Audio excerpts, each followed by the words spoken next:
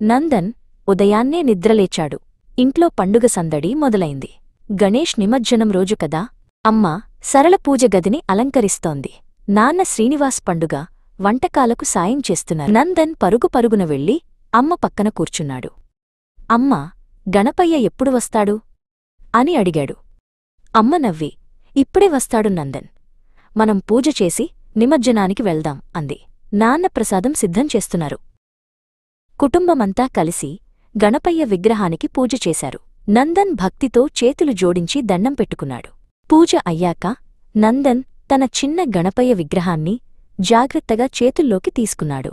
అది మట్టితో చేసిన అందమైన అందరూ కలిసి ఊరేగింపుగా వెళ్లారు. దారిలో చాలామంది జనం, పాటలు, డప్పుల శబ్దాలు. వారు ఒక పెద్ద చెరువు దగ్గరికి చేరుకున్నారు. అక్కడ చాలామంది తమ గణపయ్య విగ్రహాలను నిమజ్జనం చేస్తున్నారు. నందన్ తన గణపయ్యను మెల్లగా నీటిలో వదిలాడు. గణపయ్య మళ్ళీ రావా అని మనసులో కోరుకున్నాడు. నీటిలో కరిగిపోతున్న గణపయ్యను చూసి నందన్ చిరునవ్వు నవ్వాడు. వచ్చే ఏడాది మళ్లీ పండుగ వస్తుందని తెలుసుకదా.